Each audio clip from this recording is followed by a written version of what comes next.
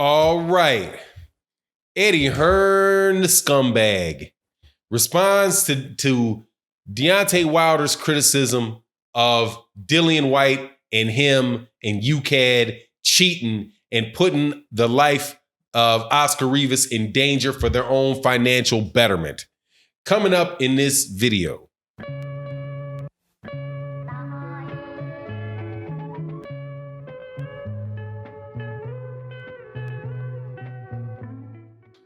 All right.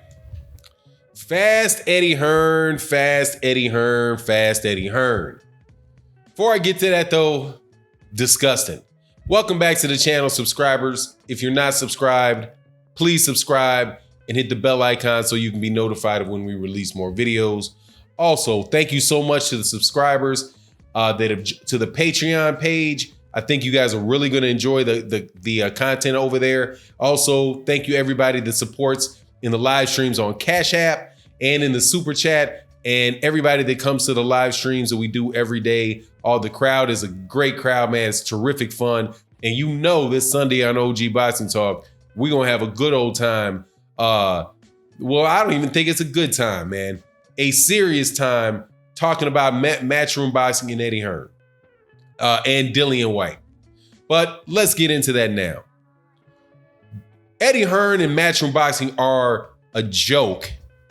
And if there was righteousness in the sport of boxing, they would be thrown out. They wouldn't be allowed to promote fights in the United States or in the UK.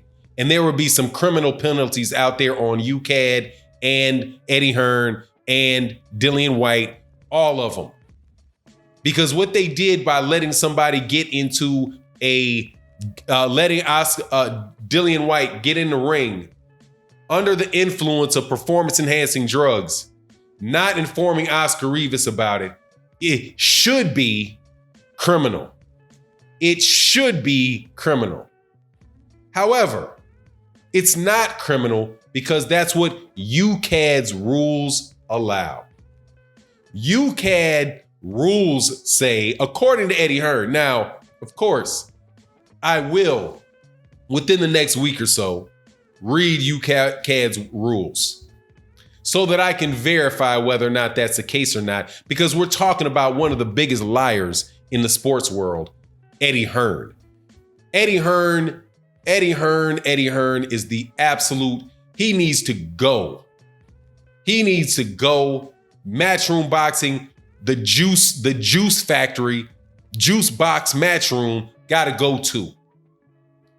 Not only did they allow Dillian Whyte to walk into a ring on performance-enhancing drugs, not only are they, according to Dillian Whyte and Jarrell Big Baby Miller, allowing Anthony Joshua to go into the ring on performance-enhancing drug called testosterone under a therapeutic use exemption, alleged, right? It's alleged that he did that. And seeing as two other guys from Matchroom Boxing got busted, and the two busted guys pointed at Anthony Joshua, and Anthony Joshua's never denied it, I'm going to treat it in this video as if there's some merit to those accusations.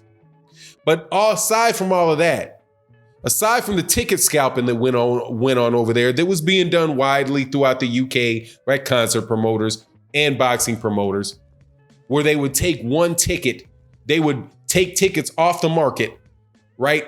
Then move them over to a secondary ticket site and sell them at heightened prices. And they eventually made that illegal. Not only that, they're now also doing things with the gloves. The promoter of Oscar Rivas said that they brought in new gloves to the fight. New gloves. They had a glove they had a glove meeting where you lay out the gloves for the fighters, and both set of fighters get to look at the gloves, and they pick one glove. That both parties know which gloves the people are going to be fighting in, which is in place to prevent people from having loaded gloves or using illegal gloves. You know, the things that are on your hands that you're actually punching or making contact with the other person. So Rivas picks his gloves. Dillian Whyte picks his gloves. The day of the fight, Dillian Whyte comes in with completely different gloves. When he comes in with completely different gloves, they won't allow them to take and Grievous' team sees them. They won't allow them to take the gloves off. Dillian gloves off so that they can look at the gloves. Say, too bad. The fight's about to start, too bad. So, not only did the guy get in there under the influence of performance-enhancing drugs, he also got in there with potentially loaded gloves. And we don't know if they weren't Oscar Rivas and those guys don't know if they were if they were loaded or not, because he didn't get a chance to inspect them. Though they did inspect and agree upon on gloves the day before. So steroids allowed in the ring. Unchecked gloves that weren't agreed upon by the parties allowed in the ring. Oscar Rivas' team is not allowed to inspect the gloves according to Oscar Rivas' team. And then you got the ref. Then you got a ref that is basically ran the clock out in the 12th round against in the 12th round when Dillian Whyte looked like he was hurt, looked like he was fading in the 12th round. And without stopping the clock, the referee just pushes him back, says something to Oscar Rivas, and lets the last 30, 40 seconds of the fight run out. Does that sound anything like when Anthony Joshua took his own tape to call his own timeout because his tape was loose? Or when Anthony Joshua fought Joseph Parker and the referee wouldn't let him fight on the inside and kept separating them, kept pushing them back? Look, man, I'm going to say this about UK boxing. For years and years and years, for my entire life as a fight fan, my entire time I've been as a fight fan, UK boxing had the reputation and as I observed it, of being the most fair in boxing. That was my impression. That's what I had heard. That was my impression from watching a bunch of fights on Box Nation. And the way the commentators called the fight, the way the fights were officiated, they were fair. More fair than it was in the United States. Commentating way more fair than it was in the United States. But it seems as if since Eddie Hearn and Matchroom set the United States and taking over the boxing world into their sights and as their goal, that has changed.